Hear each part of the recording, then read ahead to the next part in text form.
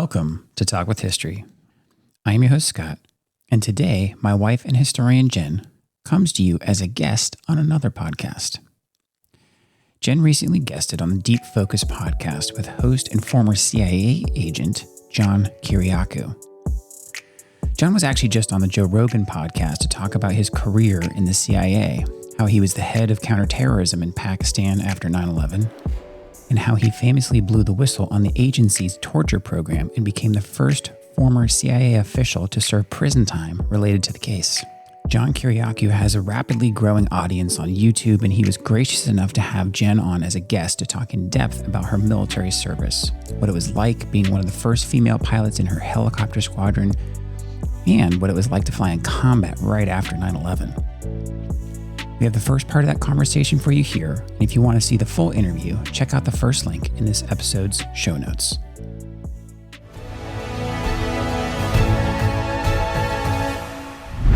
Hi, I'm John Kiriakou, and welcome back to Deep Focus. You know, it's not often that we have someone who is a bona fide hero on the show, but we have such a person today. And not only is she a hero, at least in my estimation, not only does she have a wonderful story to tell about wartime and what it was like going into war in the immediate aftermath of 9/11, but she has a fascinating story about her post-military career. Jennifer Benny was a helicopter pilot. She had a great career, an important career, a career in which she accomplished a great many things. We're going to talk about that. But then after her military career, she decided to focus on history, the same kind of history that I like. So I'm not going to tell her story. I'm going to let her tell her story. Jennifer, welcome to the show. It's good to see you. Thank you for having me. It's good to see you too. So I want to talk first about your decision to join the military. Do you have a military tradition in your family, or was this something you just decided was the right thing to do? My parents are both Air Force. They're Air Force veterans. They're Air Force Security Police. I was born in Fayetteville, North Carolina. My parents were stationed at Pope, but I was born at Fort Bragg because the Army hospital was the only hospital there. And it's interesting because my mom was one of the first female security police in the Air Force. And she was actually the first one in Aviato, Italy. And she met my dad. My mom's from Queens, New York, raised in Jackson Heights, went to PS 69, Bryant High School. My dad is a small town Pennsylvania boy from the outskirts of Pittsburgh, big corn-fed. You know, his claim to fame was his high school football team won the entire state championship for Pennsylvania. What town was that? It's Houston, Pennsylvania. It's south of Pittsburgh. I actually went to the same high school because when my father got out of the military, we moved back to be close to family. I graduated with 69 people. That's how big this high school is. And they won the entire state championship for Pennsylvania. So that was his big claim. He's a big guy, 6'3", 240, big guy, a lineman. And so he meets my mother in Italy, doesn't think women should be in the military, thinks that they make everyone weaker, that they have to watch out for the women. My mom stood up, Queens, New York, said, if you have a problem with that, then you shouldn't be here because I'm doing my job. You need to do yours, not focus on me. And they got married 3 months later. So those are my parents, right? And so when my mom was from Aviano, they got stationed at Pope, and my mom was thinking of getting out of the military. She had me, she had my brother 18 months later, and a general was walking around. My mother, again, kind of poster child for the women in the military at the time. And so much so that she was testing out the new maternity uniforms. They didn't even have them at the time for the military. And a general had asked her, what could I do? Because she was like, I'm thinking of getting out. I just had kids. And he goes, what could I do to make you stay in the military? And she goes, if I had orders to Hawaii, I'd stay in. So 3 months later, my mom had orders to Bellows Air Force Base in Hawaii, which is the recreational base. If you know anything about it, it's all cabins. Obama would stay there. They have a presidential cabin there. And so my father also got orders to Bellows. Magnum PI would film on Bellows while it was there because the public couldn't come on. My mom was a personal bodyguard for Tom Selleck, right? So I'm a little kid, not knowing anything, right? And I'm like, oh, Tom, I thought his name was Maverick. I mean, a Magnum, and he would carry me around. But it's this time we got orders after that to Wyoming, and I saw the Thunderbirds for the first time. And I said, I'm going to do that. I'm going to fly jets. And if you know anything about, my maiden name was Mitchell. So if you know anything about Top Gun, right? I was the real Lieutenant Mitchell, Naval Aviator Lieutenant Mitchell. So I was never married in the military. So my name the entire time was Mitchell. And so jets, I'm going to go Air Force. So my father gets out of the military in Wyoming. We move back to Pittsburgh. I go for the Navy scholarship. I go for the military scholarship to Penn State. And I went to the Air Force first. And the Air Force said, you have to major in math. We love you. We think you're great, but you have to major in math. And I was like, I'm not sure if I want math. One floor up was the Navy. And I said, what can you guys offer? And they said, we love you. We would love for you to be a pilot. Major what you want. And I said, I'm going to go Navy. So that's why I completely changed to Navy. Still jets, though. Still wanted to fly jets. So between your junior and senior year of ROTC, I had a full scholarship to Penn State, ROTC.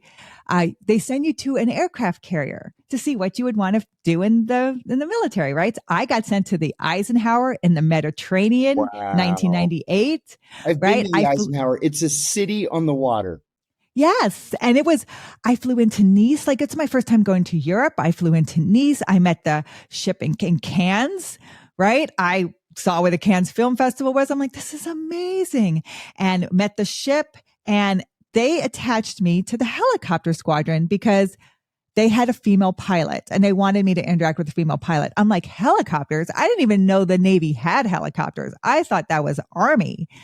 And on an aircraft carrier, the helicopter job is pretty much one of the most boring jobs. You're the first to launch, the last to land. You fly what they call starboard D. So it's a starboard, looks like a D. You fly in a circle on the starboard side of the ship, and you're waiting for someone to crash, right? You're the first. That's why they're the first one launched, so they can do all their air ops. And then you're the last one to land. So when all the air ops are done, you land, and you're airborne in case something happens, right? I didn't know they did that. That's the first time I've ever heard that. Yes. And so I was like, oh, helicopters, whatever. I want to fly in the F-14.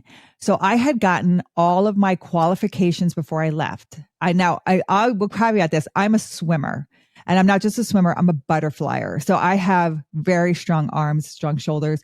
So I had to do all the parachute stuff where they drag you through the pool and you have to unleash yourself. I had to do the dunkers, and I got all the qualifications to, if I was to get a hop in a jet, I was ready to do that. I made sure I had all of it before I went out on this midshipman cruise. This is 1998.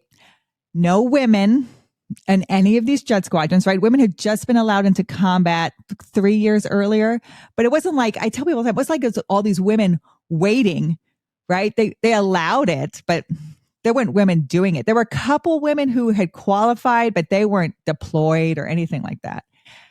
And so I walk into, and this is the Jolly Rogers. So they're the skull and the crossbones, right? And they took no midshipmen. Usually midshipmen get attached to a squadron. I was attached to the Hilo squadron. I think there was S3s that took another midshipman. I walk into this F-14 ready room. I sit right in the front row. And if you know anything about a ready room on an aircraft carrier, the front row is CO, XO, OPSO, admin. It's all the high-ranking officers. I sit right in the front row as the commanding officer is speaking at the podium. And he looks at me in very colorful language and tells me to get out of his ready room. And I say, no, I'm not leaving. I'm like, this is my dream and I want to fly. I tell people a lot of times, my smart mouth either gets me something pretty amazing or in a lot of trouble. And this was a moment, one of those defining moments in my career. And he looked at me and he goes, in another colorful, where do you go to school? And I said, sir, I go to Penn State. And he goes, Big Ten, you're flying. Because he went to Indiana in the Big Ten. And that moment, he did that. Every guy in that squadron treated me fantastic. I was allowed to go into the Jolly Rogers anytime I wanted. They gave me their patches. I flew in an F-14 off a carrier, sat in the back seat like Goose. The CO flew at the same time in his jet, played the Indiana fight song. And I was like, this is it. I'm going to fly jets. We caught the trap on the way in. It was amazing. Right. It was one of the greatest moments in my aviation career. Like it was amazing. Everything I wanted. I knew this was what I wanted to do. And like I said, he was great with me. They were all great. 3 days later, I'm in the helo because again, I could choose what flights I wanted to fly every day in the helicopter because I'm attached to that squadron. And I just sit in the back with the rescue swimmers, right? And I'll be like, I'll go on this flight today. Get off the carrier, something fun to do. We're in starboard D. I'm back with the rescue swimmers. There's 2 of them back there. We're kind of just goofing around and we hear aircraft in the water. Like you hear the thing that you're like, oh my gosh. And my eyes got so big. And they start throwing their gear on. 2 F-14s had hit each other. Oh my God. They had clipped wings, just like they were trying to dogfight, which we don't really practice as much anymore because there's not really a country that can fly as well as us. It's not an ally. So they clipped wings. They got too close. The pilot I had flown with actually was one of them. He made it back to the carrier. The other one went into the Mediterranean. And just like in Top Gun, the pilot died. He hit his head on the canopy, got wrapped up in the parachute and drowned. We rescued the NFO, naval flight officer, like Goose, who sat in the back. When you sit on an ejection seat, you wear these shin straps that pull your legs up under the seat because you're basically sitting on a rocket, right? Well, one of them had failed and he basically saw his leg shoot up right by his face. So he had broken his leg basically. And was barely attached. And so when they got him into the helo, he's screaming, the rescue swimmer's splinting it and wrapping it. And we're going back to the carrier. And then they eventually will fly him to Turkey to save his leg. I help with the stretcher, right? Because they get him and I'm a midshipman. I know nothing, but I'm wearing a flight suit. I'm in the back of this helo. I'm watching everything. And I just help with the stretcher as we get to the carrier. And he looks up at me and he said, when I heard the rotors coming, I knew I was going to be okay. And that's when I said, I'm going to be a helicopter pilot. Oh, yeah. Right. What year was that? This was 1998. And I'm still friends with that NFO. I'm friends with him on LinkedIn. The pilot I flew with has subsequently, he went on to be commanding officer, flew F-14s, but he subsequently has died of cancer and he's at Arlington. I visit his grave and tell his story. His call sign was Rhino. But after that, I went to flight school. So I graduate from Penn State in 1999. You graduate in uniform, you're commissioned the day before you graduate. So when my parents come to my graduation, they can at least pick me out of the 10,000 people because I'm in my uniform instead of cap and gown. And then I go to flight school. And flight school, again, being a swimmer was such a benefit for me. I beat everybody in the pool. We do a mile swim in full flight gear. I beat everyone, like everyone. Men, women, didn't matter. I was first out of the pool. So much so that the guys who ran the training tank gave me the best time. They're like, Mitchell, this is the best time. Can you beat it? I'm like, I can beat it. Get everyone out of my way because you have to swim around everybody. Right. And they're like, oh, we can't do that. I'm like, I can't.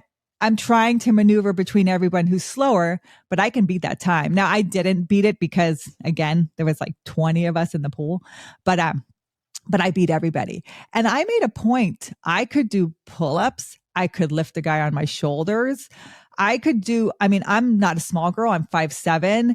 And so it kind of helps because when you're going through aviation physiology, you have to get measured everywhere, right? Shoulder to hip to knee, shoulder to the end of your hands, because you've got to fit in a cockpit that was built for men, right? And so being a bigger woman helped and being able to do those things helped. And I think having a mother who proved herself in a male-dominated field, she told me, just do the things. Just do all the things and let them see you do the things, Jen, and that'll be enough. And it was true. I trained with all these guys. I could throw a guy on my shoulders, and I never heard anything about, so she can't do it. You weren't intimidated by this at all?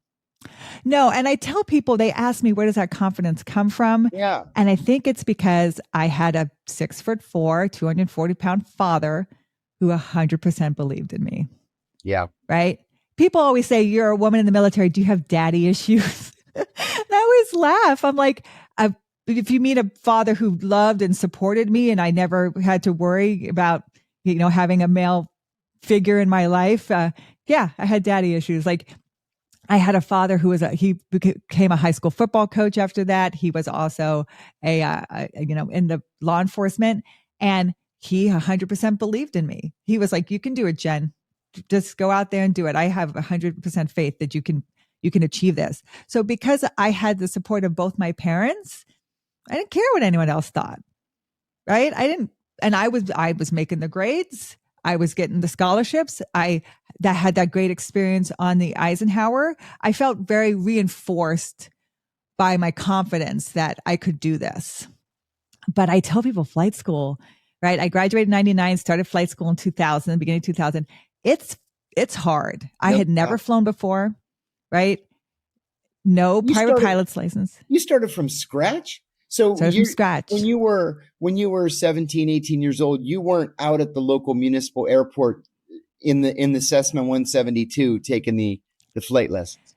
No, because as much as like I would have loved to have done that, my parents were blue collar workers, sure. Right? I could not have afforded school without the Navy. I had good grades, but not good enough to get a full academic scholarship. I had good grades to get a full Navy scholarship, and so I had to work all my summers just to afford the basics when I got back to school. And so I never had a chance for anything extra before I went to flight school.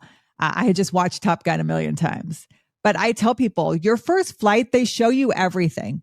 Your second flight, you take off by yourself. Your third flight, you land by yourself. You can't do that. You're out. We're talking helicopters here. I actually got my pilot. Fixed wings. Fixed wings. Okay. First. I got my pilot's license in 2000, the summer of 2000. Only because I worked in a group of 5 guys in the CIA station overseas. And in the course of conversation one day, they all mentioned that they all had their pilot's licenses. And I said, oh, please. I said, if you dopes can get pilot's licenses, I can too. And we laughed. And I mentioned to my ex-wife, hey, everybody in the branch has a pilot's license. I think I'm going to give it a try. She said, what? You're too stupid to get a pilot's license. You have to be good in math and calculus and stuff like that. So I went home on R&R, and my dad and I were in the car driving to Walmart. And there was, I'm also from Western Pennsylvania, Newcastle, Pennsylvania, which is just north of Pittsburgh. And I know that. So, and we also had a killer football team. Still do. In fact, we're number 1 right now, but that's a different issue. So I was taking a shortcut to the Walmart, and it was past the local airport, and they had a banner out front, and it said, learn to fly here.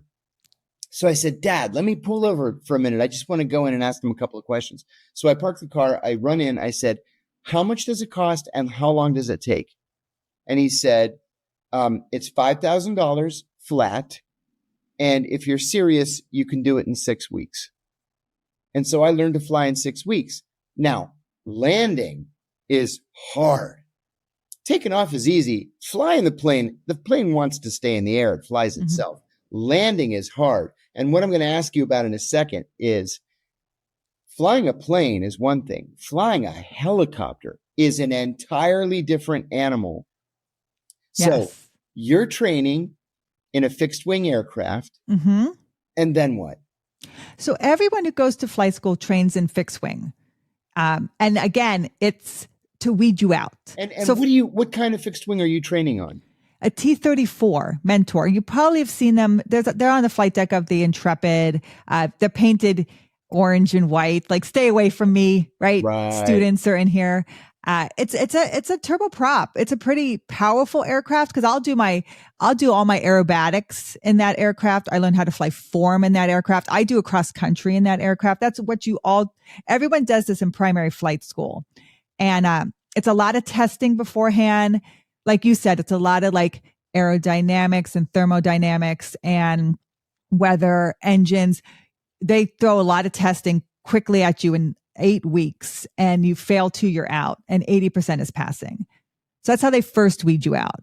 And then it's a lot of physical fitness tests, right? And that's even before you fly, a lot of physical fitness tests and eyes, all those things for pilots, right? Color blindness, eyes, all those things that could also disqualify you. And then you start to fly fixed wing, which I like, again, first flight they show you, second flight you take off, third flight you land, and you brief these flights for an hour before you even get in the cockpit. You have to talk through every procedure. You have to have studied them.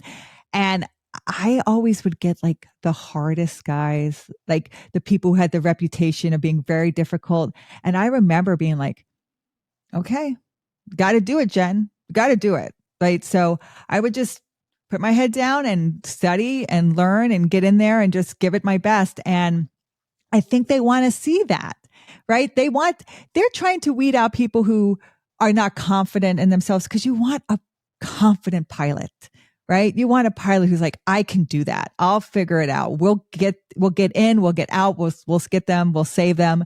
And so I think they're looking for that foundation of you as even as a learner. And so, yeah, I loved it. I learned it quickly, right? And I loved being in the sky. And I tell people my first solo was my 13th flight is your first solo. And like you said, we fly every day. And I think you become a better pilot flying every day. It's a lot of studying. It's a lot of work. Yes. Right. Mm-hmm. But it's just like driving. If you drive every day, you're going to be better. And same thing with flying. It's like you're studying your butt off. But that 13th flight, your solo, you take off, you go to another field, you do 5 touch and goes, and they watch you and they grade you. And then you have like an hour to go back to the original Pensacola, your original field. And I climbed up and close to the clouds, and I could see my shadow on the cloud, and I could see just me in the cockpit, like no instructor. And I put my hand on the windscreen, and I had never felt such a sense of accomplishment in my life. Wow. Like, I did it. I did this from nothing. Yeah, from nothing. My dream, I brought it all the way through to fruition. I can do this, right? And that's just my first solo.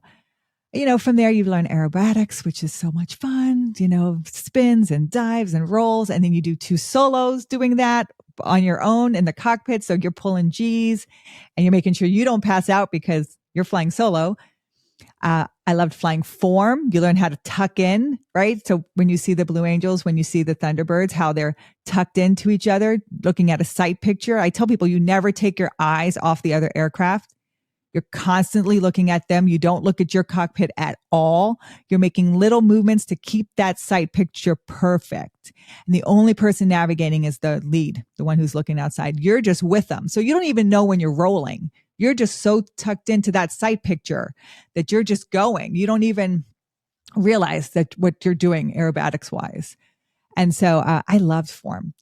And then from there, you graduate primary. Intermediate is your cross country, and then you go to advanced, and advanced is rotary wing. And yes, learning to hover is divine, because hovering is little micro movements. They call it, I'm stirring the soup, right? Because to hold a hover is these little micro movements to keep you in a nice balanced hover. And you learn all these things with helicopters because you have to learn how to auto rotate. Auto rotation can save your life. It's the only way to save the aircraft from an engine failure. You practice auto rotation every time you fly. And so it was a different animal, but I loved it. You're low, you're slow, you do a lot of land navigation. And I knew my job in the Navy would be a lot more saving lives than taking lives. And so this is all happening in 2000. And I just finished flight school the beginning of September 2001. And again, my mom's from New York. I'm done with flight school. It's September 4th. I walk into my commanding officer's office and I said, we had talked before. They had never had a female pilot at all in Japan. I wanted to be that female pilot in Japan. My CEO said, if you're first, Jen, if you're first, I'll make sure you're the first female pilot in Japan. I walk into his office September 4th. I said, how's it looking? He goes, you're first. You're going to Japan. I'm like, awesome. September 11th happens, right? My parents are coming in for my winging September 14th. My mom calls me. I'm sleeping in because I'm done with flight school. I pick up the phone. My mom's from New York, right? And she's like, turn on the television. And I saw the first plane had hit, right? And that's when I was like, what's going on? Was that a mistake? Was it out of fuel? Was it the engine failure? And they crashed. And then we saw the second plane hit. I watched it on TV with my mother and I said, Mom, I got to go. I knew in that moment it was an attack. I knew it. And my commanding officer shut down the base, right? All the bases were shut down. He called us all, told us to meet him at a Waffle House off base. My whole winging class, I'm winging with about 20 people. And we meet at the Waffle House. And he's like, okay, bases have been shut down. This is when we knew everything. The Pentagon had been attacked. And so Shanksville, the crash had happened in Shanksville. And so we all knew something was going on. And he's like, anyone who's coming to your winging, we need all copies of documentation. The cars will be searched. You only get one vehicle across. So who's ever coming to your winging, we need all that documentation now. Orders are being pulled. And he looked at me and he goes, Jen, they need you in San Diego. And I said, yes, sir. He goes, that's where you're going. I said, okay. So I didn't even question it, right? I didn't even question what helicopter I was flying, what was needed. I tell people I joined the Navy to see the world, to get college paid for, to fly. And all of a sudden now I'm going to be fighting, right? Fighting a war. Now I knew that could be a possibility, but it was not what I had specifically joined up for. But I was ready to do my job. And so September 14th happens. My parents come to my winging. It's fantastic. And then I'm supposed to ship out to San Diego to start SEER school. So we'll talk about SEER school and waterboarding. Right. I'm set to start SEER school in October 2001.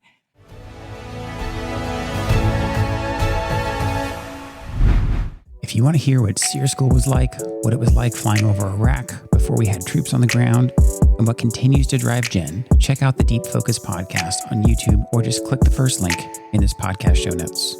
We'll talk to you next time.